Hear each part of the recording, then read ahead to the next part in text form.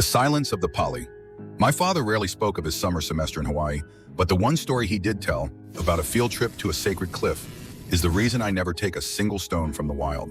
The site, a place of historical tragedy where warriors once chose a final, desperate leap over surrender, was initially a bustle of life. Cars crowded the lot, the wind roared, and other tourist groups milled about. It was loud, busy, and completely ordinary, until it wasn't.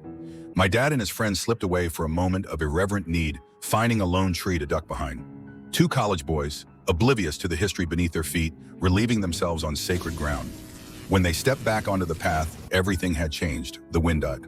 The roaring stopped. The throng of people, the cars, their entire class, vanished. The air was suddenly thick, heavy, and unnaturally silent. They were utterly, frighteningly alone. They searched, disoriented, the silence pressing in, until they walked back to that same tree and back up the path again. Then, as suddenly as it had left, the world slammed back into focus. The wind returned, the cars reappeared, and their frantic groups surrounded them, demanding to know where they had been. They'd been gone for over an hour, searching, fearing they'd fallen into the chasm.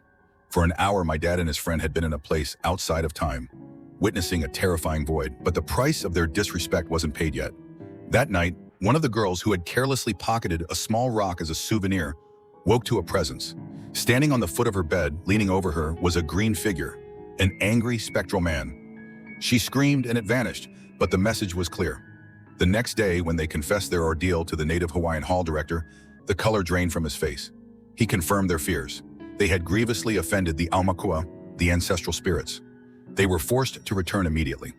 My father and his friend had to go back to that same tree and apologize, begging forgiveness from the spirits for their desecration. The girl had to leave the stolen stone and offer her own apology.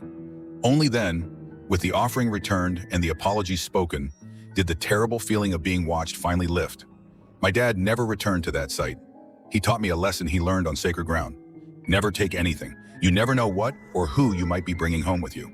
Thank you for watching. Please subscribe for more, and do tell us about your spooky encounter.